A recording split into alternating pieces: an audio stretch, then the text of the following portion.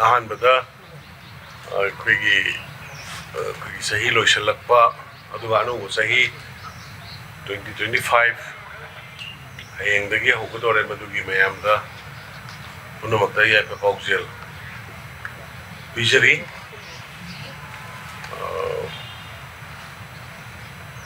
ngasi lengiraiba paumishing adu tembiru mayam aduga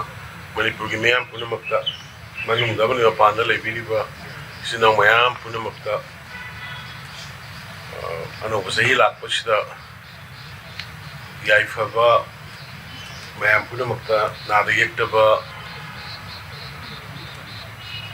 wathok lanthok leitaba ingna tapna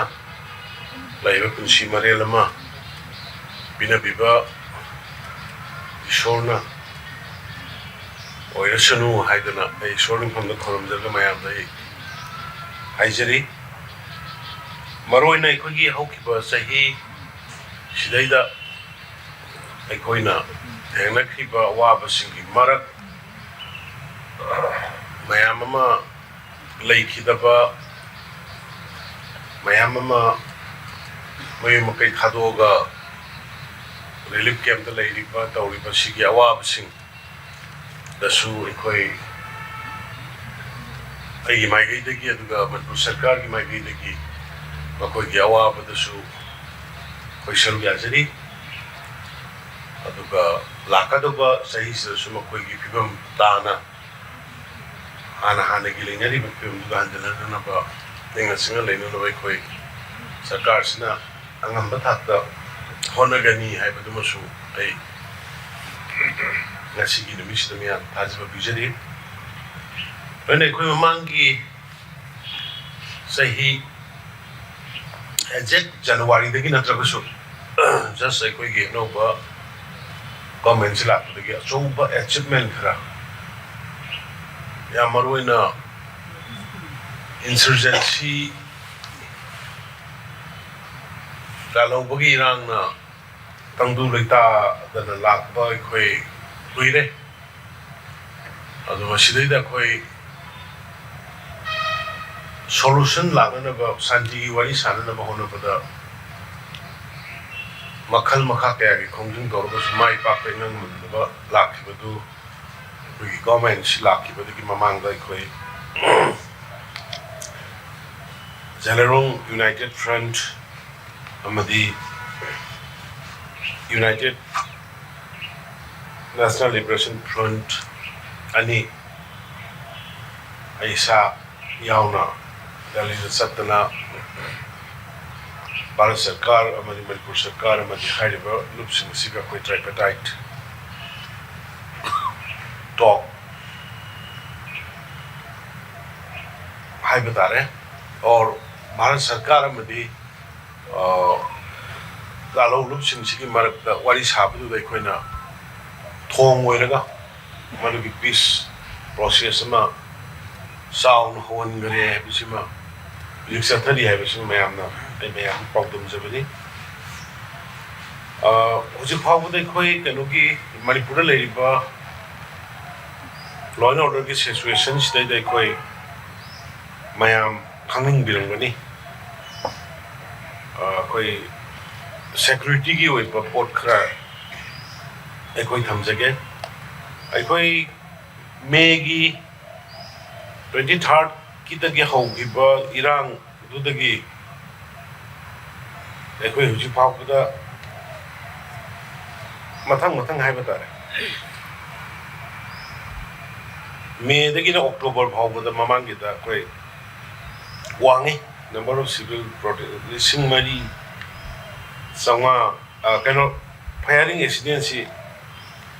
Chamari का निपान गुम थोके अदगी नवंबर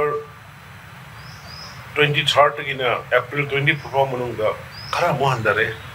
345 गुम मा थोई अदगी लास्ट मे दगी ना हुजी फावगी मनुंगा दे कोई हम साथी हंदरे जगह जगह खरा दा 112 गुम दगी है ना कोई थोकरे अदगी कोई हुजी नेशनल हाईवे सिंगा कोई extra Security Congress National Highway 2 State of Hanagila another 17 company Muga Tamakan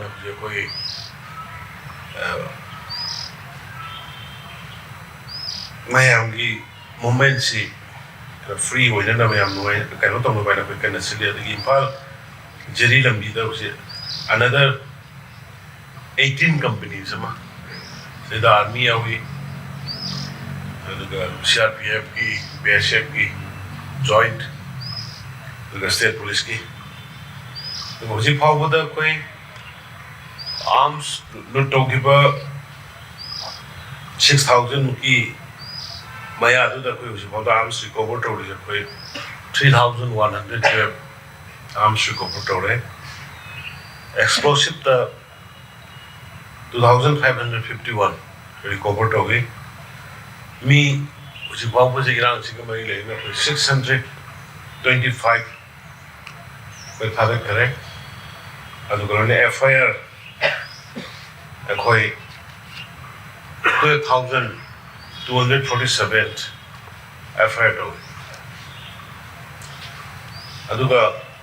Dumba Thorning number the books number of Morakanda. Okay, Mayum Tadoga, Atopotoba Zagata, like Mushin to which you call with 2,058 family. Me then a listening to it 7,549. Koima Magi Mapunda, 100. In far west, a family sunny is on the map of me. Moy Hanagi Mapunda, 100 said. The Imphal is the 293 families, 597 person. Bishnupura 857 families, 3,428 person. The Thobalda 320 families, 1,279 person. Zidibamda 77 families, 214 person. Non-other 75 families, 315 person. Kapsing the 140 families, 600 person. Joshanpur 65 families, 270 person. Kangpokpi 22 families, 110 person. Height Basumai Togana displaced Oerga Mayum Tadoga Laki Matamdugi Ram Targota Washinga. All total 2,058 families have resettlement down there. Aduga koi displaced families in the koi support government in support to say koi 3,000 unit prefabricated houses. Bharat Sarkar to get put Toropani. Simanunga koi 2,660 units are quite complete over. Aduga Masi 2,660 Simanunga 2,520 already occupied. Aduga 340 units in progress. School, the college, the Atai government, Tangai for the Bushing community hall, the like Bushing sea. Then what is it talking about using another 340 units in progress, the mind of the permanent housing. The question woman Hanamayam and the company of Pinel Sikiba Palaktaragi category, the Laktaragi, Laktere Makagi, Lakmagagi, but stages altogether 931 houses under construction. Yum Chamapanga Kuntrama under construction. Simanunga Yum Chahunga Kuntron Doisi. Amuk Ano was Habiro Haidana. Hana Yupang do the projects. Ano was a Gatas Habinate. 931 houses under construction. There were 333 at China under process. Masiki Damka with 27 crore were released over. Aduga displaced persons the Akoi Moigi, Shubum Savan Sugar Sulay Trapina, Equipomena. more koigi khorsa parsa hoina baina koina tawbasi lising amam per person the people say koi manga pikre 5 times me amam the liko family amam the de manga pikre machine dawka koi we have already released 30 crores adagi relief game operation the relief game the labor singsi mo gi chana ba thangna ba amagi tawba masle da koi already a 280 crores we release okay aduga sidai da koi gi low sing uhogda ba kologda ba low ko ya de security reason na ma no thoki mafam khara dugi koi compensatory package wina ko state government na banner ga central government na torkan na koi si we have already released 32 crores compensate tawbagi low uhogda ba lohogda ba ngamogda ba no security maximum di loy ada so birang ne koi loy na security provider ko to ya do tangai phadana ya no risky oi ba aduga confusion da gi changogda ba jaga ko modu gi low da ba so ki compensate pijamani aduga weekly koi medical checkup hai ba yumthong sing si kano relief camp da lai ba se koi yumthong khuding camp khuding gi changa kana koi medical checkup weekly tawi masida da koi na count ro ba 18911 visit tawi koi health camp sing da repeatedly say yani gi maya sida matang ko ba 18911 gumba hai ba sing si ayam bana ida ban ta kari ge so koi adum available wona na koi kana hone education gi lamda free admission common school sing da koi loina tawre aduga private school da tambasing su koi boarding da laibadi lupa chama pira kana boarding fee si adum palising hum thabi fanga da pinan matawe the private school gi di koi education director ro kana 50% thian ba 50% ka han ba tor kana ayam ba adu so koi state government control ga kana honali hadana maina athumjage ya marona displaced persons gi the priority pc obuji thangdok singa mari laina na mayung ma kai kai tho ga laibani moi da han priority bum thoi pibani masigi makada koi shubham sabham laidamna moi da han thok pi na bhorei koi support for employment and the livelihood is the Chief Minister ge koi gi support scheme mana malai masida da IDP gi internally displaced persons ge da koi mihoi samri ge tra tarukta koi mateng pang aduga loina mihoi samri ge kunchani thoi da startup ki makhada employment pi startup Manipur state government na hoki ko startup to gi am successful or startup tara mathoi khagna torka na moi gi area to the mama gi industry to the moi se training bil mi chamri ga kuntra ga ni thoi employment pi re moi tha gi kaino phangan ba hore adu ga hoji hojing na mi oi ni phuma pa na mana already outside the hospitality ki training no le tho pi re 49 IC kano da gini ko IDP gi kangu da gini aduga 190 mana moisi outside the sun na music training no era ready da lai moi ja immediately tau phanga da wa ta ne company sing ga hai ne ga to and all together ko no jita 426 mane 432 mane 870 80 gi maya da adugi hujia mo 190 sima moi replacement tau do re aduga koi mayam ne hana khange na hoi mate khara sorok da pot gon ham lai leite koi na saba putho e na tawba ka toram du mayam na koi government na koi industry department handloom department tor kan dai koi phajana corporate sajam phanna ma thamakan da IDP gi mai bi sing ki sorok ta kari da pot thara yon mu yon na koi mama gi area relief camps in sanga ga lai bi thawai koi na Taurakan nama tu gi koi kan nama tu continue tauri adagi mamang sidai da koi gi irang mark sidai da koi gi sasan tau da baya da ba government employment bi da baya da ba khot da baya da ba dina koi mayam ne na khange koi irang mark sidai 1946 IRB 10 and 11 gi koi madu apam zawi yang da I appreciate the Honorable Chief Minister of Assam, Hemanta Biswas Sarma ji, ꯑꯗꯨꯒ Indian home minister Amit ꯁꯥꯍꯖꯤ ꯃꯣꯏ ꯃꯇꯝꯗꯨꯗ ꯆꯠꯊꯣꯛ ꯆꯠꯁꯤꯟ ꯐꯥꯎꯗ ꯕꯦꯔꯥ ꯂꯩꯗꯅ ꯑꯩꯈꯣꯏꯒꯤ heavy aircraft ꯊꯥꯕꯤꯔꯛꯇꯅ ꯁꯤꯗꯒꯤ ꯑꯁꯥꯝꯗ ꯄꯨꯗꯅ ꯑꯗꯨꯒ ꯑꯁꯥꯝꯗ ꯐꯖꯅ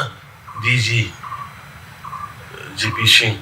ꯌꯥꯝ ꯑꯦꯄ꯭ꯔꯤꯁꯤꯌꯦꯠ ꯇꯧꯏ ꯌꯥꯝꯅ ꯗꯦ ꯑꯦꯟ ꯅꯥꯏꯠ ꯌꯦꯡꯁꯤꯟꯕꯤꯗꯅ ꯃꯥꯅ ꯑꯁꯥꯝꯗ ꯇꯧꯗꯅ ꯅꯍꯥꯟ ꯐꯖꯅ ꯃꯣꯏ ꯇ꯭ꯔꯦꯅꯤꯡ ꯐꯨꯜ ꯂꯣꯏꯔꯕ ꯃꯇꯨꯡꯗ ꯃꯣꯏ ꯏꯝꯐꯥꯜꯗ ꯄꯣꯔꯛꯈ꯭ꯔꯦ ꯍꯧꯖꯤꯛ ꯃꯣꯏ ꯁꯨꯇꯤꯗ ꯂꯩꯔꯤ 44 weeksꯅꯤ ꯃꯣꯏꯅ ꯇ꯭ꯔꯦꯅꯤꯡ ꯇꯧꯔꯤꯁꯦ ꯑꯗꯨꯒ ꯃꯅꯤꯄꯨꯔꯗ ꯍꯧꯖꯤꯛ ꯂꯩꯔꯤꯕ ꯆꯦꯂꯦꯟꯖ ꯃꯌꯥꯝꯁꯦ ꯃꯤꯠ ꯇꯧꯅꯅꯕ ꯑꯩꯈꯣꯏ ꯗꯤꯐꯦꯟꯁꯇ ꯑꯩꯈꯣꯏ आर्मी रिटायर तौरब कर्नल नेक्टर मा कोई ट्रेनिंग की हापगा मागी मखादा स्पेशल ट्रेनिंग पुलिस कमांडो सिंह पीहनदगा 400 मुक अमगी कोई लोइरे हुजिग अमु मोय आदगी ट्रेनिंग लोइरे लाइव कांगु सिगी अनदर 1000 गुम्बा स्पेशल कम्बैट ट्रेनिंग पीननबा कोई मदुगी प्रिपरेशन तौरी मफो नाने कोई और की ट्रेनिंग साइट का जो ये अंदर खोदना कोई तो बोल रहे हैं ये बुलेट प्रूफ लाइव सिचुएशन कोई लॉजिकली अदुगा बट कोई ये मॉरली पुशअप तो भी आदमी ना कोई यहाँ तक लोग इस बुलेट प्रूफ नहीं फूनी 40 बुलेट प्रूफ्स vehicles पुलिस सिंगी मॉरल ऐनो तो मम्मी लगता है देखिए मधुई मतलब को दा आता ही पुलिस की दा लेने जीवा कोई की mine protected vehicles as per तारानी अदुगा लोइना कोई MMG कोई कनो फैक्ट्री की तो लोग का MMG नर्सिंग बस स्नाइपर नर्सिंग कोई हॉरिबल स्टेट में की सिक्योरिटी की रिक्वायरमेंट हो तो सिंधु में जो कोई मोरे बुशत तो मेरे भाई को मैं आपसे कोई ना लोइना फिट लाइर ना बोलो हानो लेरम दे मातन कैस्पर लेरम दे MMG लेरम दे अमा अय्याम कनो तौन ग्रे हाइ कोन मैम सब वेल इक्विप पुलिसिंग सिदा मोगी तौन न मोगी कन्ना होनरेल अदु द नत्र मोगी इंसेंटिव मोगी प्रमोशन दा मोगी अवार्ड तौबदा दगी कनो द से कोगी फ्रंट लाइन द लेबसिंग अदुगा कोगी करी हाइतरा vulnerable areas in the posting दाबसिंग द मोइदा कोई इंसेंटिव तोंगाना एक्स्ट्रा पी अदुगी तुमको कोई हैंड आउट थोक लेगे अदगे मन कोई हंदक से हम साथी को कोई हेल्थ रूम लाकी या में है खंगे में मणिपुर दा थोक जो मोंग दा इसिंग अहुम लुक साउकी हेल्थ रूम लाकी हेल्थ रूम दो कोई खदकता कोई मधुगी रेमेडीज मधुगी कोई खदक दरकान 50,000 हाउसहोल्ड कोई 45 करोड़ की जिंगा कोई विदिन 1-2 months दा कोई ये लगा मोई युम सिंदु लोइना मो रिहेबिलिट तखन बनी मसी मयाम हेन खमबि लवने नाइना दे कोई ए हंदक सही जेम फ्लड थोक रे मथंग सही द नतगा फंगी फंगदे तोक नते खुदक द हेल्थ फ्रॉम न थोय खुदक द सैंक्शन दरकान दा होय जिंगा करी करी लापगी मतम खर लौनर को सो कोई विदिन 1-2 months दा हाइवे प्रजासन स्की कोई लोइना मोई रिसेटलमेंट लोइना तोगी हाइता दे फ्लड की दे कोई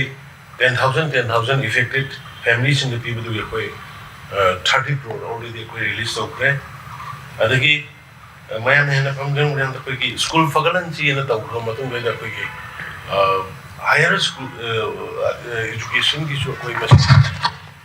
फॉलो तो दबे आता है ना स्कूल कॉलेज फगलन जी ना तो कोई फास्ट फेस कोई कॉलेज स्कूल में मरी दा कोई लोग कुछ हो गए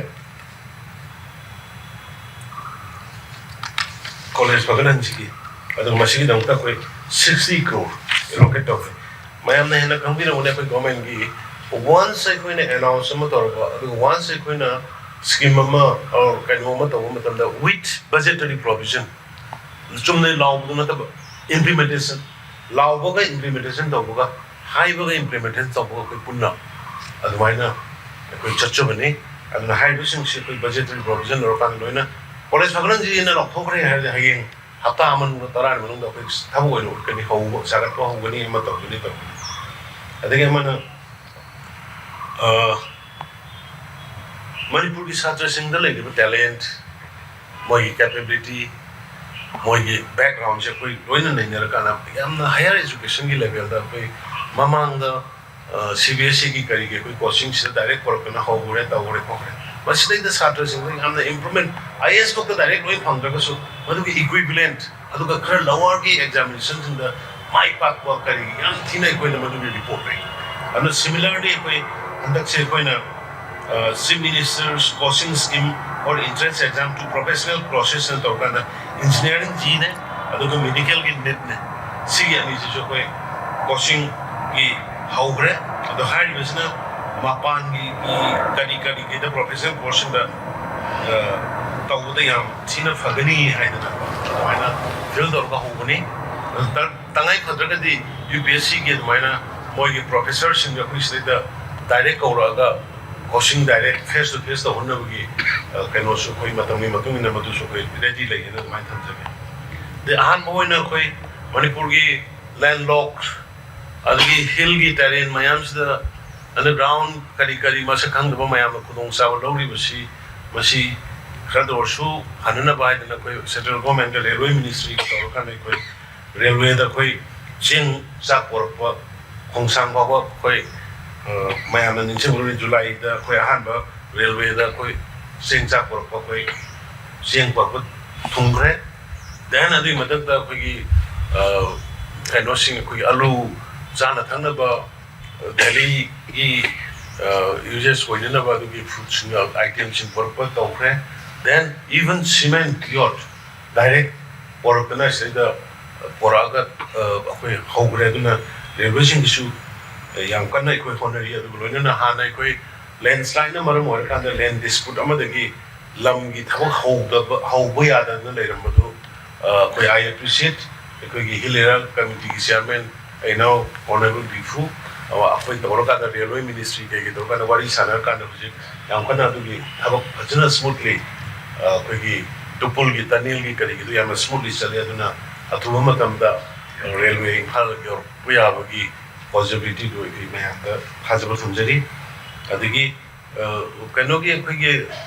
terrain mayam labor sing adigi landslide yam tawunba soil si yam akhoi gi si soft soil oiba muddy oiba aduna ana ye yaw boda khot boda or kolak boda nuai ta ba thu kai gi nuai ta sin da koi helicopter service koi launch to gre 24 ki da koi ukhul yawrum da ni hana Ministry of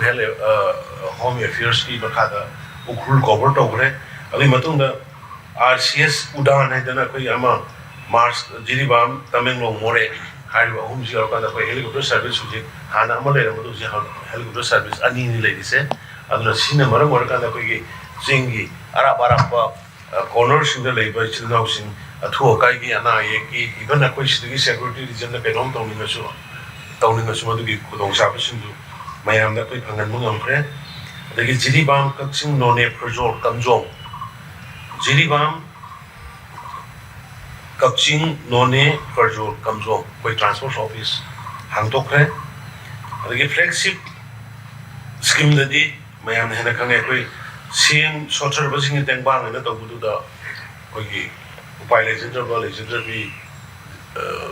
disabled sing habitat permanent howat program da badu mogi da is about 9,237 beneficiary da koi 1,500 per month se koi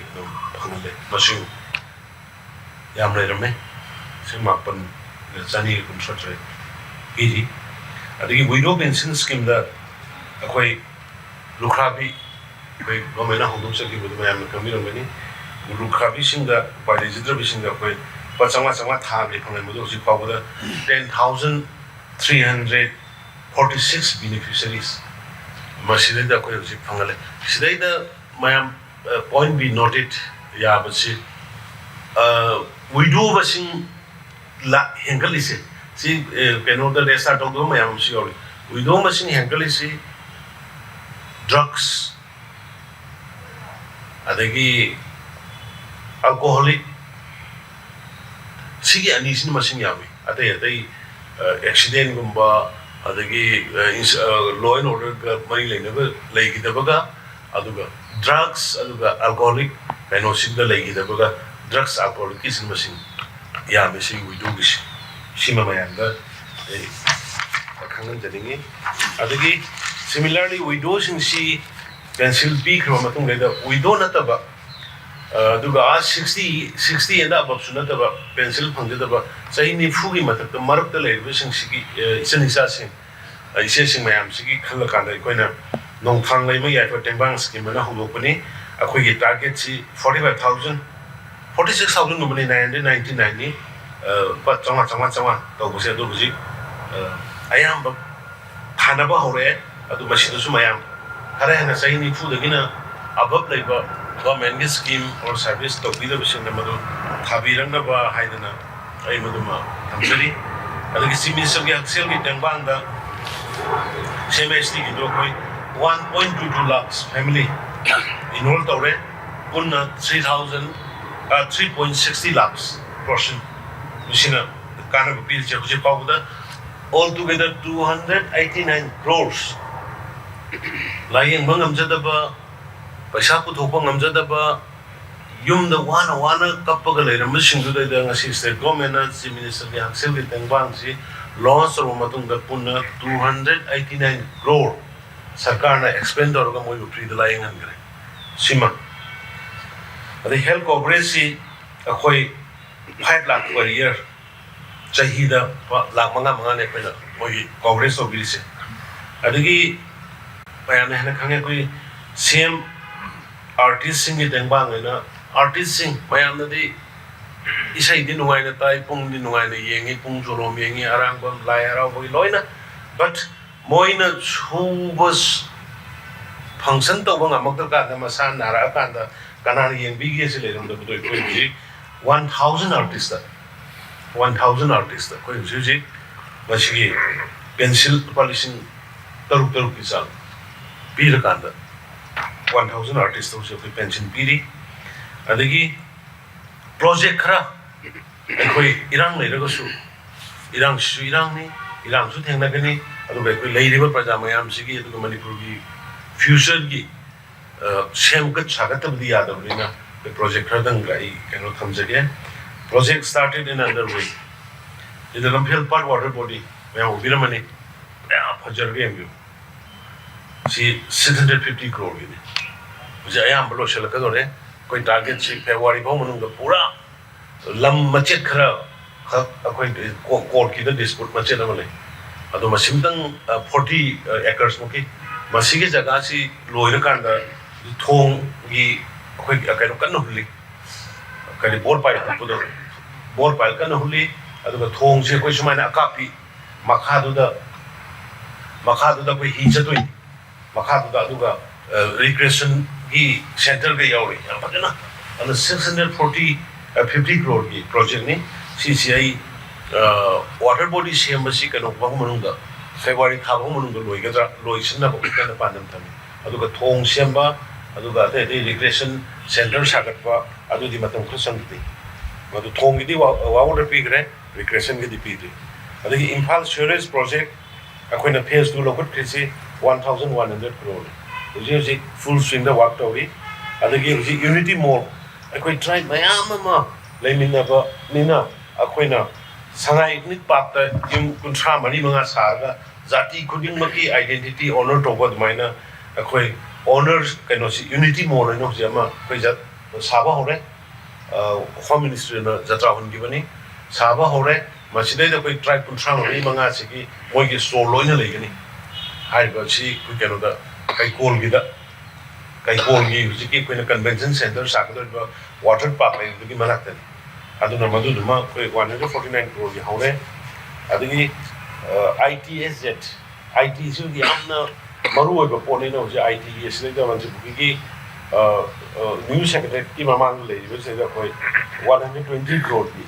anova buildings adu bimado ba anova equipments kari koi tomano ba ki leire adigi Manipur Technical University ki infrastructure sampa na bi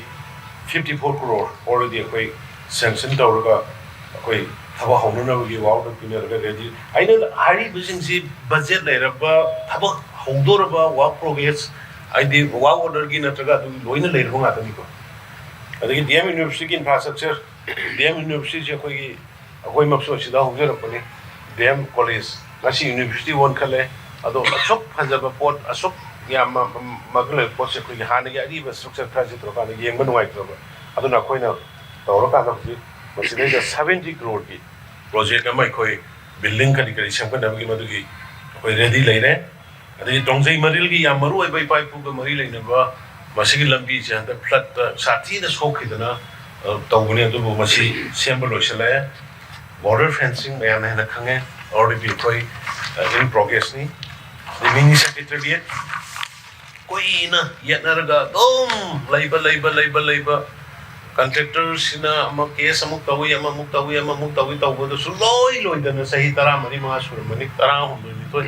suramani aduna ji asi sina court ki koi department su wai na torkan masi koi ji we are targeting within January ma kaino si koi loina na ba January the loina na ba na koi target tawri ade mini secretariat Imphal is loisala kam na koi kamjong bi su loisala la abni mini secretary se DC office masi ada adagi koi ji football ground tarama koi ni world class makhada pipe ki water logging to dana ba koi gi no drain ga yaw ba du makhal gi ground tarama koi ni ji lupa crore ni pan ga la tunsa gi masi hujik sa ba ayamba haure amani wat adagi residential complex Langol da achouba ma 62 crore ki wall ki process lore maram di Langol ki foothill da leiba quarter sara smai le ka na pura kaino si khoi gi mafam du gi scenic beauty su mangal le adagi area su mangal le loi mangal le du na khoi ji ma du da khoi 7 story gi hoi ba housing complex residential complex ma kana ko man flat log ge su ya ba government gi wona lei ge su ya ba du ma se sida sagale se se gi ko gi new japan gi da sagale ba su mai na sida na ground plus 6 ni aduna adana ground plus 7 ada sadu se aduna madu gi 62 crore ko sanction da ure adu ga han gi building quarter ma lei ba sing du dismantle da ro ga awang bo ina article ki the sarani sima adagi water supply project si hana delay khra court ka the case khara lebe the delay ka tormi now everything has been solved but I'm in progress like that adagi roadway project margin ki the roadway ki ama koina trial oina stage ki han bani si geng ba si koi 53 crore gi ni akoi February swai ba koi manung da si lotion laga roadway gi badugi adventurous way ba du ma du gi mayam taste ma projamiam the pinana ba konari railway gi ding asai hajagre adigi rice mill sing si khoi mapan da gi sing si loina pore ai khoi gi sida le ba sing sina khabang khang de tai bang khang de aduna maram war ka da khoi gi farmers in the moi interest handar pu gu gi por ma la ko si ma si tawdana ba haidana koina central government ga khoi ga khojana koi hainer ba matung da hoji usina chena moi ai khoi gi manipur da thoi ba phau sing se moi na wanjan bi ba na yare moi na wanjan bi ba matung da khoi gi manipur gi share yen ba da center da bi ka do pose khoi ada gi sena ador ga di sing khoi gi sida pu thoi ba phau sing su wa ni maman chu agi jana ba re tu da wa ni avna madu gi da mutta khoi rupa crore tara mari gi rice mill moi si rice mill adu later dia da moi gi rules khare norms adu fulfill tawna ba no du ye koi project loile adagi district youth skilling youth sing ye je thapok phang da ba khot da ba le me white color jo nga ta da koi na adu pi bang da ba dei na koi district tarup da akoi youth skilling laha sing gi moi gi skill leiba sing moi thapok taw jo ya na ba moi gi room do free da phang ba ya na ba da koi 45 crore ki akoi center sana na ba ayam ba saba hogre khara wali masi taming rong ne chorchanpur ne ukrul ne senapati ne Imphal East ne amadi Imphal West ne aduga hujik bhagoda project ai ngasa project complete to boise koi civil secretary to in February adagi Lahui ensemble infrastructure support for traditional arts institute se mangka hoigumba chanbui mangpa hogumba koi art folk art kari de amna koina hawa de pung cholong de gi sanritan sugum basi koina encourage to boy na koi na moi si koi paisa pa ko ani pil ka na moi gi infrastructure semko na mani training school sa ka dan mani hai bi si 6 crore lu si masi aya ma loi ge dore si gi se de gi hui la long gi Manipur Tantra Culture Association gi yaw gi bung jolong gi yaw gi dei adi Guru Nanak Maitai Pung Research Institute ki yaw gi sima adagi police headquarter अनोब ख्वाइदगी फजबा अदो यामना कनो लेबा police quarter स्वाइदा खर लय अमदा खर लय ओ चाइ चारगा लेबसी गाड़ी चिनबने नुवाइ तदनमसी आदा न्यू सेक्रेटरी की ममांग दो साबनी जे मयाम उरमनी एवरीथिंग रेडी लेरे कोई इनॉग्रेशन तगदबगी अदगी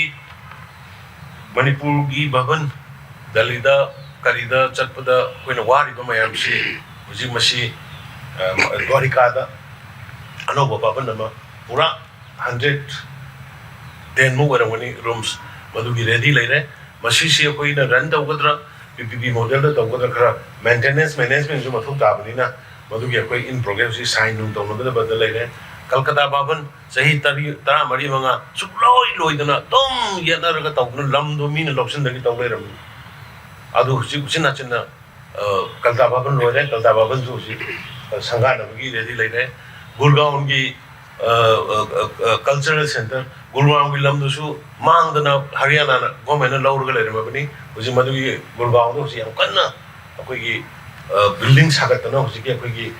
नॉर्थ ईस्ट की कल्चरल सेंटर की मदुगी पोतो अखोई अथुगु मतम द मदु था मरी मंगा को चंगी बियारि सिनेमा मतम खर लौगिनी हुजि केनोगी दौरिका कलकत्ता लोइरे दौरिका लोइरे एनी टाइम दो हुजि संगाब याबगी पोजिशन लेरे अदगी कनो खंगिरमनी शिलोंगी Rajbari lump लौरगा लेरमबनी अखोगी lump ओइरमद्रबनी शिलोंगी ओइदना लौसल lambda Meghalaya ने तौ लेरमबनी अदुगु चिन्ना चिन्ना कोई गवर्नमेंट से लाको कोई मदु रिक्वेस्ट तौदना फजना हाइना दना चे सांग तौना पतानो हुजि लोइना पतानो दा क्लियर तौरे हुजि अखोगी अनौब भवन राजबाड़ी दा शिलोंग दा महाराज बुद्धचंद्र लेरम जगह दा अखोगी अनौब बिल्डिंग साबा हौरे हुजि गाकन अदगी असम राइफल ना ऑक्युपाइड तौरगा लेरमबा अखोगी लंगथबाल की याना हिस्टरी के मरी लेनबा अदुमा लंगथबाल कोनुंग हाइना खंगना मफम हंदक रिसेंटली असम राइफल की मोगी जगह अमा सोमदा पीरकांदा कोनुंग की पार्ट जगह दुगे कोई पैकेट तौलकांदा कोई सेटलमेंट की ओइबंगमे नुपीसिंग की एम्पावरमेंट तौनना महनबदा कोई ममांगदा लखोख्रिबा इमा मार्केट कोई तरा मरी मफम तरा मरी लखो इमा मार्केट सिंजी करोड़ मंगा तरुं तगे अंत तादे लोइना सिदा कोई उखरुल सेनापति चांदिल चोरचानपुर कामपुर साखिबा दु मंगातनी अनो जिसे पलेल ने नोने ने कमजोंग ने सेगमाई ने कंगलातोंबी ने नंबोल ने बिष्णुपुर ने निंथौखोंग ने फरजोल ने तेंगुपल ने सलाम ने अंद्रो ने खुंबोंग ने मोयांग ने हाइबसिंग से अथुब मतमदा इमा मार्केट से अयाम लोशलक लोइना रेडी लेरे अनो कोई सीरीज ऑफ इनोग्रेशन कोई मतंग मसी तौरानी हाइदना स्माइ थमजे मसी दक्ता 80 crores हाइलो इमा मार्केट सिगी अदगे मन वाटर एम्यूजमेंट पार्क मन खमिरा मन कोई 40 crores संग कोई लोइना ट्रायल नोंगेन तौना हाउग्रे लोइना रेडी लेरे दि समर दम सबला मयाम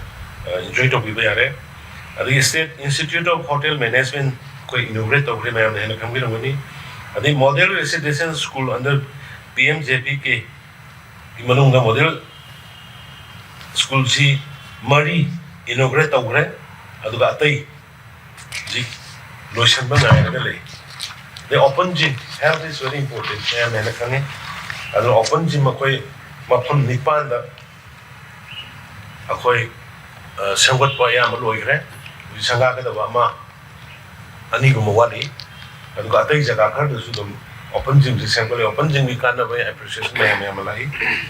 अदगी लिसांगी दिन नि प्रोग्राम मापन द लाहुम फुनि संग से सेंगले से नाकन मते मखा मथंग सथगनी जहान दगी मसी तोबनी अदगी सरिता बॉक्सिंग एकेडमी बॉक्सिंग अंगांग सिंसी ड्रग तगी करी दगी लाफो न बनि सादगी लाफो न बहन द याम तंगाई फदना संगबनिना सरिता बॉक्सिंग एकेडमी द कोई 5 crore की थादर गौ कन्ना मागे द मधुगी सेंटर सेमी अमना अखोई मणिपुर की हुजी ओइरिबा सिगी सिचुएशन लॉ एंड ऑर्डर सिदा मणिपुर की मियाम वारी सिगे खाना कोई कैनोसी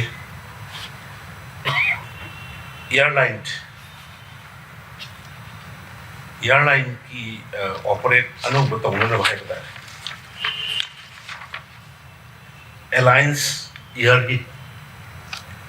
एयर की हुजिक्सी आई फनामसु होनरे टिकेट ममनसी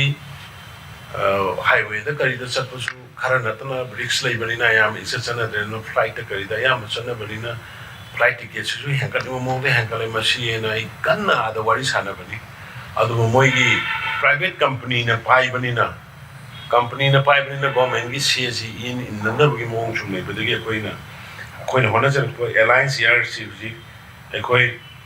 अथुब मतमदा सि जनवरी था मनुंगदगी अखोई पाइबा होरनी कनो सिदैदा इम्फाल गुवाहाटी हाना लेदिबा फ्लाइट्स की मतकतनिको Imphal Guwahati Imphal Calcutta अमदि Imphal Deepapur twice a week Hana लेदिबा flights की मतकता अनिरक पाइबा होरनी सिगी अनिरक पाइबा होगदोरि सिगी peculiarity aduga advantage si kari no ka da aikoina masida any flight ticket lupa 5,000 dagi helaloi maximum 5,000 dagi helaloi Kolkata satke borusu aduga Guwahati sumagi chapchaba mamal pa 3,000 natragani adu laine Dimapur su a high bird rate to the torka aduga in case masigi 5,000 sidagi kari uma hegal aga namadugi go hujigi company siga koi government ga negotiate करना कोई government beer तो अब प्रजा सिंह दे मधुगी अवाब ले हंदना बायदना कोई twice a week Imphal Guwahati Imphal Calcutta Imphal Dimapur हाइबसी कोई reasonable rate ता अथुब मतम दा फ्लाइट पाइबा होरगनी हाइबसी मा ई अनोब सही लाखसिदा मणिपुर मियाम दा सिमा ई हाइ लाखोक्सबनी अदुगा अखोई residential skilling Delhi da new sama cabin crew की training Air India में Indigo जो पीने ने भी दुखता कोई मोई का याना वाले रे मी sama मणिपुर की तो हारी बसी funding C Ministry of Tourism ल funding तो कोई बनी अदुगा मसी की दा कोई priority सी anybody यावे अदुगा कोई priority कनागुम्बा internally displaced persons in the gi moi ayam ba thabukti huji moi yam phajana pira do chitha hoba moi na yawning ba adu ada leiraga di moi da chu moi de hena priority pi gani mi changwa ni he training chi loiba moi se dum absorb to hoda ba thabak absorb to roga da ba adu report to ni adagi amana startup scheme si da asa ina haje budo si minister ki entrepreneurship support scheme si da koi loan pdc collateral free da PDC lupa 5,000 तो मसी मयाम ना मियोई कनु दा IDP की मियोई चामड़ी का कुंतलुक तो दिया कोई पीघरे लौघरे हारी बर्ड 5,000 mortgage करी करी अमदा विन साखी विनेस डिपॉजिट लेतबा 5,000 लोग या बा CM की इंडिपेंडेंस सपोर्ट स्कीम सी मिनिमम निको मैक्सिमम जो है maximum ओरगना मदुगी collateral yaurokadaba ado 50 baudi collateral yaudde sigi posi hoji phawada IDP internally displaced persons in the new samri ga kunga tarukta pigre ado mayam ainga sigi media gi kutham ga mayam da appeal tawri not only IDP the another Manipur gi lewe youth sing anybody hide ba sigi scheme sida Habibi yani Hyderabad. Madu maga thamsege. Aduga amana support to success startup. Sidai da startup sing se government na sai na hajo do. Fajana funding toruga run to ko kangu sino super seven startup. Na sai to sorry 11 nate. Seven startup have been identified who are all ready to employ 432. IDP degi niyo samri ko kuncha taro khalla kanda moi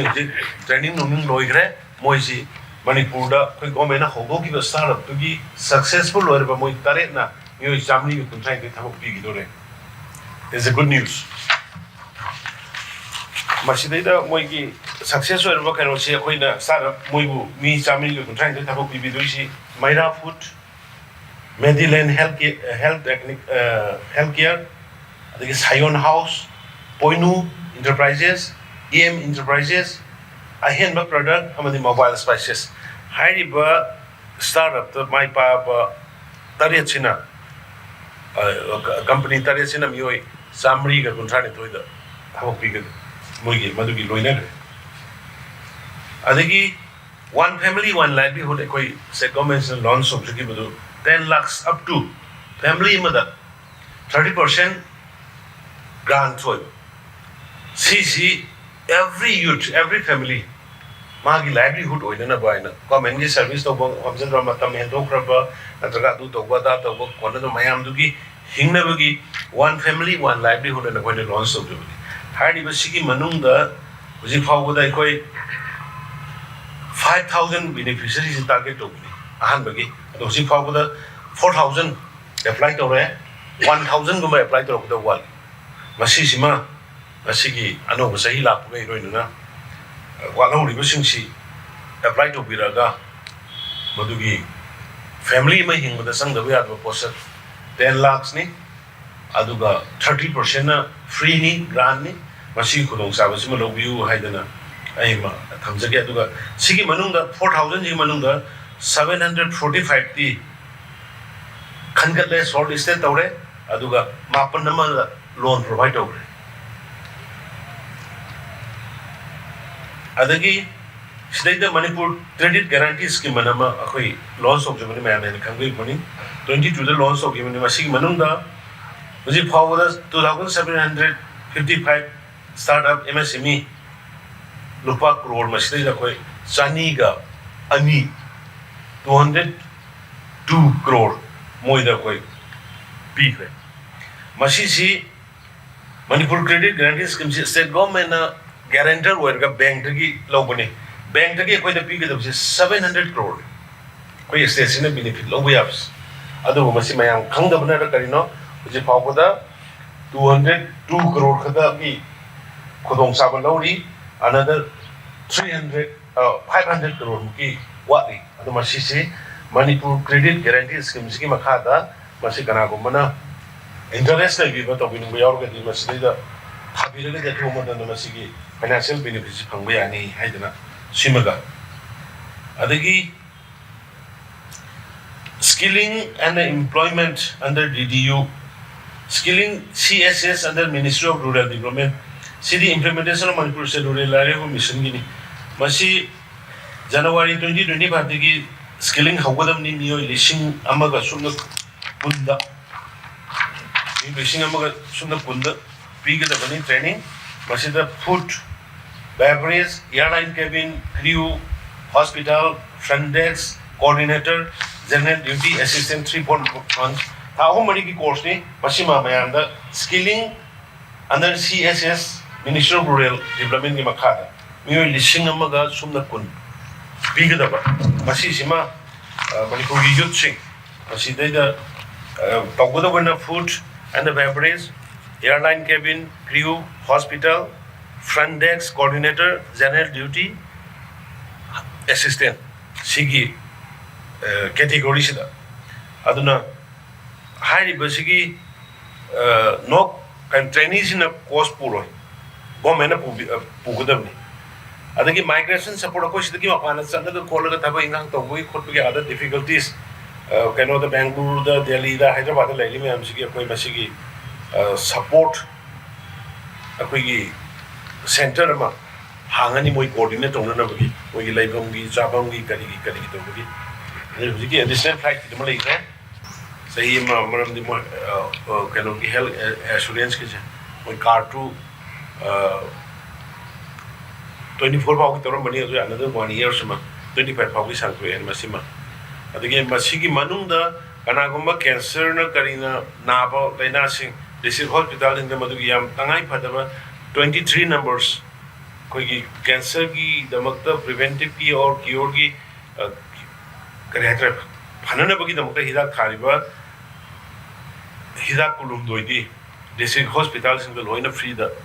fangal lagani hai bisimaga ai thamjage alagi manipur ju ware demographic imbalance aduga bharat ki oina laiba demographic imbalance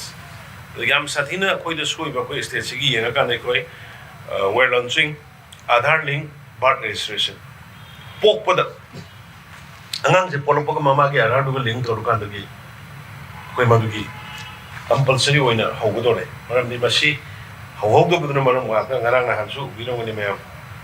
inner line permit later hogudо dum inner line permit se amani toru kan da nahan phari ba mari du ngarang nahan phari ba mari du ama pandagi nei ma phamdu paningre nahan kun tare ni pana phari ba sum ma yam ma sulai ba da koi se bot animal ta internally inner line permit ki difficulty sama aduga mapandagi amu akhoi illegal immigrants ki ama sigi ani sigi markani koi no ji face to minari se aduna sigi masi si district ahunda 15 January like 15 January sigi horani newborn Aadhaar will be generated linking it to mother's Aadhaar mamagi Aadhaar du ko torkanda aduga angang singi every 5 years ke update togudaba aduga children sigi data he pokkodagi aduga accurate demographic data easy access to the government schemes siloina system amada thamaudragadi akhoi si some area kharada mayam heno bilongani some kind of the assembly constituency amani the 460% rise over electoral vote 470% 60 I don't know ade amana ekhoi BMD bangi makhada 60 bedded state mental hospital sanadable polishing iba crore hundra sanction torokre yam nungai ba mana super specialty health care infrastructure and equipment se koi district manga da koi provide torni ukrul ne Chandel ne Tamenglong ne Senapati ne Jiribam ne masigi damto 104 crore sanction torokre adagi education da koi kano torani education da no ba teachers in achievement awards Satra Singh Nataba teachers in achievement award Birani Afaba Satra award will be given nearly maximum 50 primary teachers, 30 graduate teachers, and 25 lecturers based on an exam. Awards in say, masi moi hangba kangusi double annual increment. Sahi ma the increment among the other moi high award from was asking city double sahi in the any increment of Birani. I think model schools. Ahoy models residential model schools se koi tarawm doini under PM GPK wayam makhada aduga haiba masi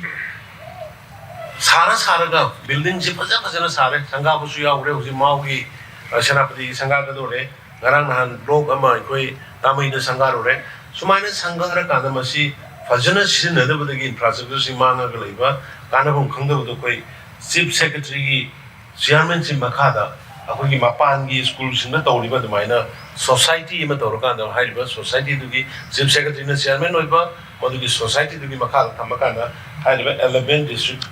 13 models residential schools se full swing the with quality run dongana ba modugi koi decision logre aduga society se koi just ek new year hoga koi modugi society koi form tawrani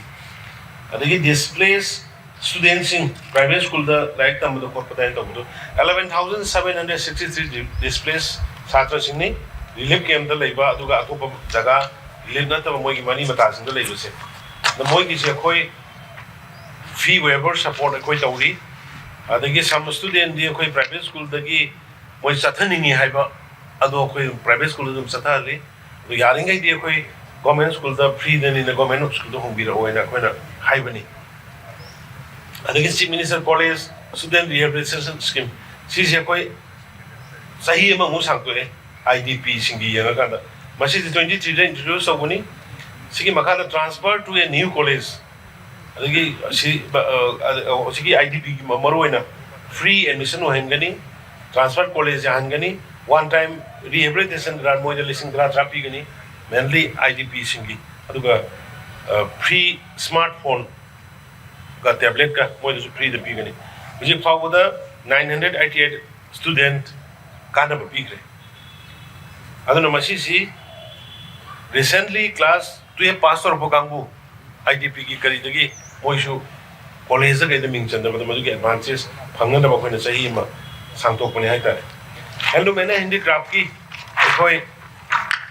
Manipur की market तदी फजने योले अदो international market त मसी YONO न बगी मदु की quality मदु की international market suppose अकोई सिदा फनेक सुमाइना लेसल लगा सेले मयांग नि सारी दोनो सेले अदगी अकोई सिदा दि फीजी मते इल्ले आद मयांग दि सांग न इल्ले सिगी ओइरिबा डिफरेंस में अकोई की प्रोडक्टिव ओइबा अकोई की प्रोडक्शन मापान की मीना कमाइने से नगदगी दो मधुगी यागदगी दो अदुगी दो मॉडल करी मॉडल कौर का से सेम का दा हाई कोई पोन में आंस मापान दा एक्सपोर्ट तोने नबगी मधुगी अकोई 25 से दगी मधु कोई हौरनी है न मधु मगा हाई थमजगे अदगी असी कोई दुबई का करी का तौर का तो बनी कांटेक्ट तो ना का अदुगा यान अकोई फ्री द पीपल होरे अदे centre of excellence for handloom product सिदा सी के मरी लेना ने 1000 looms कोई फ्री द पी दो रिबजे 1000 loom फ्री द पी गनी अये हसी सो कोई एग्रीकल्चर की तारीख मरी दरा मशीनरी ट्रक्स सॉरी कोई ट्रैक्टर करी मयाम येन गदोरी nearly thousands की मेरा farmers अदगी कनो द पावर की सी अखोई की सी मिनिस्टर कनो की इलेक्ट्रिसिटी कनेक्शन सी हाउस होल्ड खुदी मक्ता तौदबा यादे न प्राइम मिनिस्टर की सुबह या से अखोई की स्टेट से 36932 लेब आउट लेरमी हाई में पोसे कोई सामने की दमका मई थालना की दमका 224 crore सेंट्रल स्कीम की मखादा कोई सैंक्शन दौरखरे हाइबा 36972 से कोई अथुवा मतमदा अखोई दौरगनी अदगी installation of 40 numbers of high mass light जे high mass light से कोई याम जगह दा थालबनी यामना मी चिनबा अदगी तंगाई फदबा सिटी की अदगी क्रॉस अदगी डिस्ट्रिक्ट हेडक्वार्टर्स अदो अनदर 40 यमगा कोई मसी थाननबा मसीना कोई डिस्ट्रिक्ट हेडक्वार्टर्स इन करी कैसु कोई कवर पी गनी अदे अनदर 40 सी तौनो भी दंका कोई 3 crore हम सैंक्शन तौरगा लेरे अदगी हमला सी यामरो मने पीएम सूर्याघर मुफ्त बिजली योजना सेंट्रल स्कीम ने 24 तौर रूफटॉप सोलर से मसी सी कोई टोटल रेस्टार से कुछ फाउगा तौर से 2610 दंगाई टोटल एप्लीकेशन सबमिटेड सी 591 ने अदुगा सी मनुंग 93 कमीशन तौरे मसी सी हम कानबा रूफटॉप की द तौर का सोलर पावर से तौर का तो ग्रिड से जुम ससकीबा अखोई न सेन बका न सेन रे सेन न बका न ग्रिड ससकीबा दुगी अदु मदुगी फीडबैक पेबैक सु लाको इको द रेवेन्यू मदुना हे अखोई टैक्स जो एग्जाम तो खजना छिन द बुगी कुदुंग साब ले अदु मसिमा यानी कि मणिपुर प्रजान मसी कुदुंग साब से लोबियो अखोई की पीएम सूर्याघर सब्सिडी पीबा पोनी मसे अदगी हमना सोलर स्ट्रीट लाइट सुम मई द गाता तबई मदो सोलर स्ट्रीट लाइट कोई सिदि हुबुसु याम होई मसे कमाय तबनो बन मिसिन युंगबो हुंगी बगो युंगबो हुंगी गाबा अदुना मसी पब्लिक की अवेयरनेस लेरगदि इट कैन बी प्रोटेक्टेड मसी की दाइना हाइजे प्रजा सिंना मसी की सोलर स्ट्रीट लाइट कोई थाना तौरप द मसिम तंग फेज बैनर तौरकनी अदो प्रजा सिंना मसी सी हुदना बाइतारे यूनिट कोस्ट लुपा लिसिंग कुलमरी मुचंगनी अदगी सोलर वाटर हीटर से गवर्नमेंट मनीरदागी खुथांगदा 1000 number of solar water heater system जी एनुअल 50-50 शेयरिंग ने कंट्रीब्यूशन जे कोई ने युमम न पीदो जे 18453 अदो मसी मनीरदादे अप्लाई तो कोई आए अदे सोलर पावर प्लांट लुपा करोड़ 35.68 जन नेसिप की मखादा सैंक्शन रेडी लेरे हाइरो सोलर प्लांट 2 नी प्लान से कक्सिंग लांकांग पोपीदा ख्वाई नुंगाइबमना अखोई थौबाल प्रोजेक्ट 5 मेगावाट की फ्लोटिंग सोलर प्लांट अमे कोई अतु मतंदा कनो तगदोरे अदगी सोशल वेलफेयर की with 10 working women hostels will be established. Nupi singjang sai nupi ki kaitel ima ki kaitel kari kari mayam ama sagre sanga ka dore uji dedi leire another tara mani manga ama sigi mathak da uji working women hostels se nupi sing sigi thabuk subam kopam jmoi secure nupi da kwai de darkar lai jmoi ki security du adugi pochi akoi provide tamna ba na 10 working women hostels hanana ba ekoi total cost 149 crore कोई sanction तौरे लेरे जगह खर दि साबा होरे Imphal east ने चोरचानपुर ने Imphal waste ने कांगपोपी ने जिरीबान ने कक्सिंग ने सेनापति तमेंगलोंग विष्णुपुर में उखरुल हाई बेसिंग नुपी सिंगसे दा मोइगी लाइक टुगी सिक्योर होय जबा दु मोइगी डिग्निटी नाकना थाबुक तौबिबो ngमनो गेरुगी खुदों साबदुनी अदुना अदगी ड्रग की प्रॉब्लम इम्फाल दा ड्रग एडिक्शन प्राइवेट ना करी नखर तौगी अदु उखरुल गुंबदा मदुगी खुदों साबसे प्राइवेट खर लेरबस फजना तौबो ngमदबगी पा करोड़ मंगा संगना कोई ड्रग डी एडिक्शन सेंटर मा कोई उखरुल साननबगी मदुगी कोई थब या मथुबदा होरनी अदगी पब्लिक वर्क डिपार्टमेंट की अकोइना हुजिक सिटी सिदा सिटी लाइक एटमॉस्फेयर मा ओय रैली गुंबा करिंबा मरक लाखो कांददे अकोइगी उ लई गसे यांथले अदगी ग्रीन थमीगा दो दुम खारगा लेजबदो ग्रीन गछि लंथोकना जा जा तवी करिनो भाता दे कोइसि हाईवे असिगी इम्फाल एयरपोर्ट लंबी सि ग्रीन जाइना मु हापजनी अमु कनो रैली इन सबदा मु लथोंगनी अमु हुरान गिनी तौरगा बा कोइसि अदो एनीवे सेम द यादमनिना के गवर्नमेंट गी हुजि रिजिड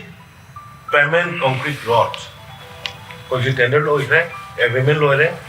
3,300 crore की रुपीस 3,300 crore की अकोई मसीगी लोन्स साइन तौनबगी एग्रीमेंट लोइरे टेंडर की प्रोसेस अकोई हौरनी अथुबा मतंदा इम्फाल सिटी अमदी अराउंड इन एंड अराउंड कनो वरनी सीमेंट कंक्रीट रोड वरनी सीमेंट कंक्रीट रोड वही बसीगी पांदम अकोई ओइना होनर रुस्की मरम करिनो है कंदा अकोई नोंग था सही मद था तरे नोंग ताबा लमने सही मद था तरे नोंग ताबा लमने कोयला से सु कन कन दब ओं काय है त काय बादगी ड्रेन अमा ऑप्शन नबी से ड्रेन से लेतमिना कोई दे ऑप्शन नबी से ड्रेन से लेती अदो तो सोरो मथा दिसिंग लोइ से ले अदगी अमु मदुगी मेंटेनेंस सब का पैसा से कमदिक से अदना वंस की कंक्रीट रोड से लाक्रकदी फिक्स ड्रेनेज याव प्रमी फिक्स ड्रेनेज यावरनी अदुगा maintenance another 30-40 years 50 years maintenance of the way arni madudagi lakpa saving duna koi rural areas hill gi area manung changba singda aikoi madugi sen sing thadaraga lambi sing sabat ngabani similarly singi district khuding makta same masigi road che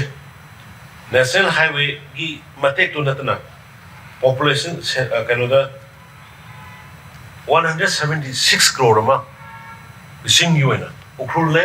senapati chorchanpur tamenglong sandil hai bising sigi town area do modusu cement concrete road sapsana infada to lu smaina to ni madugi nung ka 176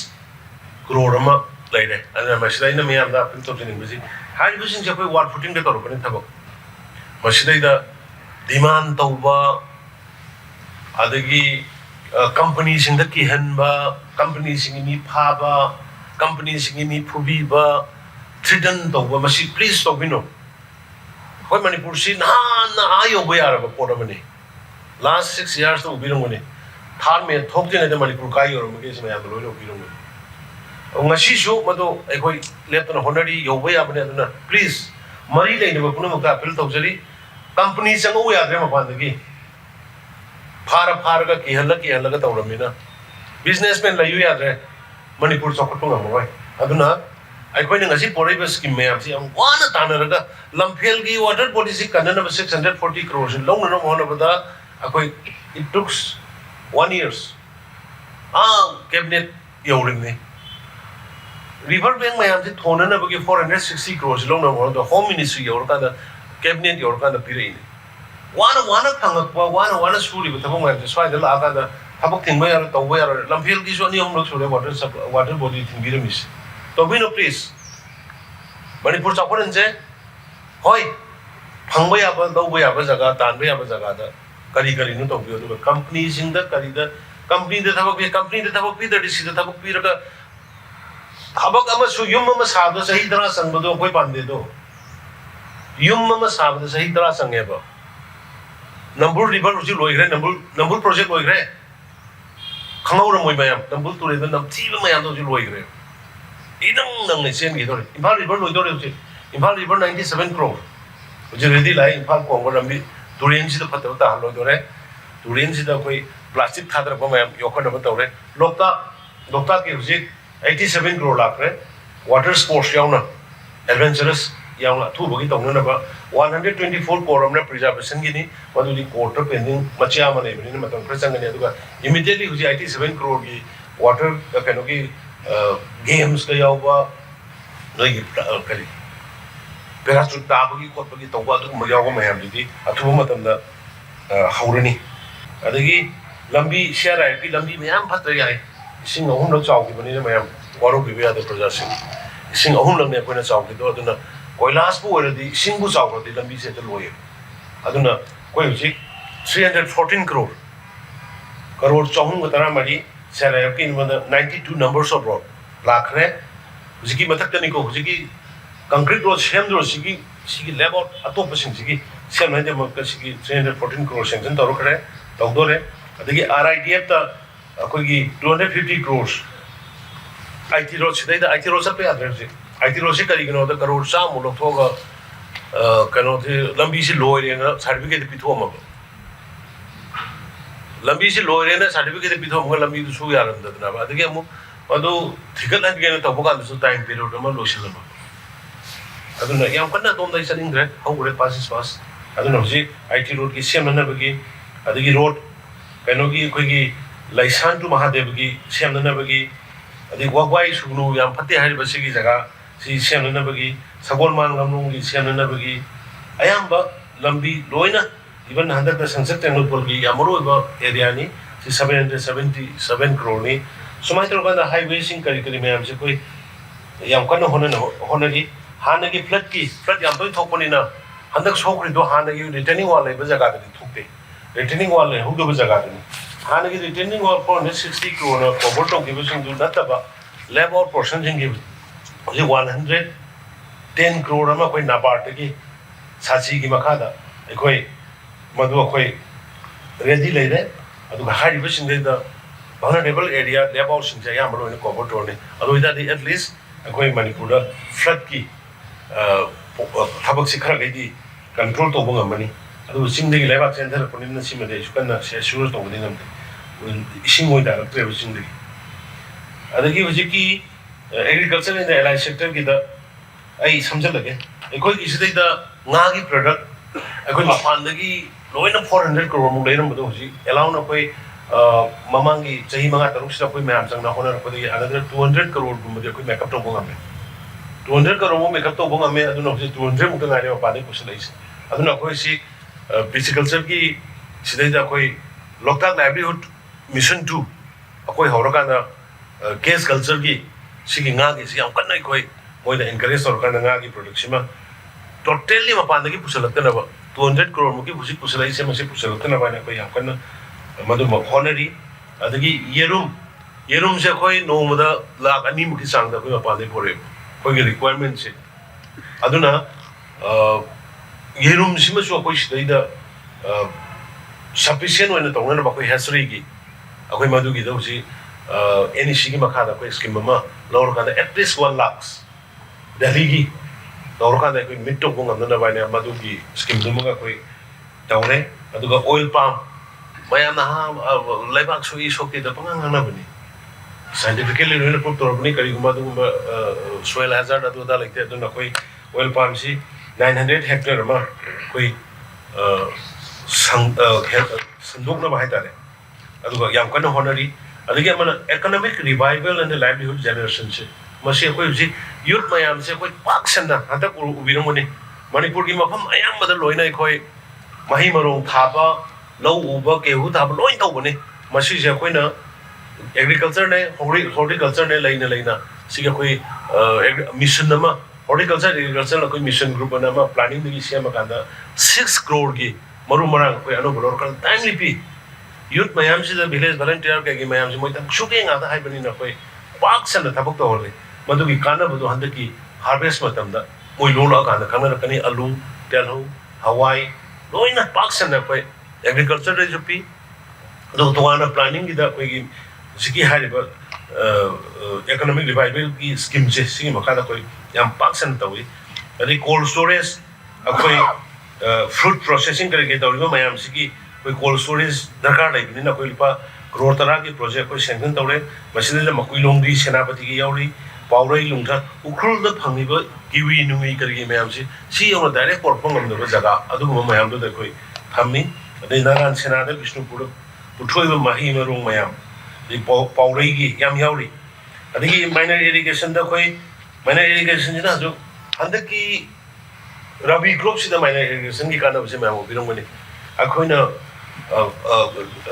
drill ground water drilling लोबसे लिसिंग अहम मरी मथक अखोइना मांग को लोबसे मसिना मरम वरकांदा लोइना मसिदे the इसिंगसि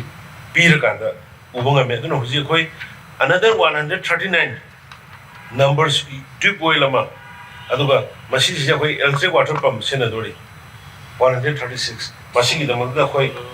solar water pump सेना गदोरी मसी की दमक द अखोइ लुपा करोड़ तरुक काइकोगा अखोइ रेडी लैरे अतै दि yes veterinary field assistance training is mayam yam demand laiba ado training ji apana satpada phangi ga phangde ga to ba masi ki posi akoi sidai da also trainee face problem accommodation ado na akoi sidai da masi ki training center hangdore masi ki 25 crore ki project ama akoi 2025 ka hodani adagi polo की ngasai na hai gre kano se khoi cable car loina na polo field international ki sab sab uski polo ki heng mana to film ma kana samkan na bagi koi madu ki sanction lai le 30 crore adagi langthabal kolung hadak da koi asam rakol na thadoi ba jaga sidagi masi samkan na bagi hanagi ali ba mong da phajana samkan na bagi 25 crore ma sanction toro lai le याम नुंगाइबा महाराज गंभीर सिंह की हुजिक लाइरिबा बाग सिदैदा अखोइ latest technology दा computerize तौरबा मणिपुर की museum ममा सिंस 33 AD दगी म्यूजियम ममा कोई तक तक सुमाइ नमगा माइ वारी थोप मयाम दो मधु मसाबा होरनी मधु करोनी को कोई सेंक्शन तौरबा लोरे अदुना अदगी नसाई हाइबा तुरेल कनो से Congo River, Imphal Congo River was karo 92 bini. Imphal Congo River si hatta ba kai do na bulgi sumaina hatta ba sing do nakan na puraga turin do da aphaba sing katang selan ba. Adagi sing loina kangre sing si da u horok ta mina lok kang mina sing la ta no si koi lok tara khangkal laga koi gi revival of springs uwa ho laga kogi kari ayukta ligla ga do ta halaga water kano tong na bi akoi lok tara ka koi trial tong dori aduna lotion jarapada pangi ki sinau sing mayam yam wana lebak si akoi punna awa mayam ma koi face ominari share to minai ngang na ba sai na ba kaya ma yaw ki saung na ba kaya ma yaw ki adu puna mak tu praja sing su civil society organization su adu ka koi government ni koi ki marak ta su mayam ma thoi ba irang se losin ning ba phan ning ba apabar ta honing ba tawbani na makal makha gi mayam ma argument adagi khana sai na ba mayam ma thoke adu ngasi 2024 की अरोइबा नुमितनी अदुना ngasi haiba numisida gi madu mayam puna ma hauki bisingu loina kaukthonarga hayengdagi haugodoriba duma 2025 ke anu sahi lakko loina na koi jati khudimagna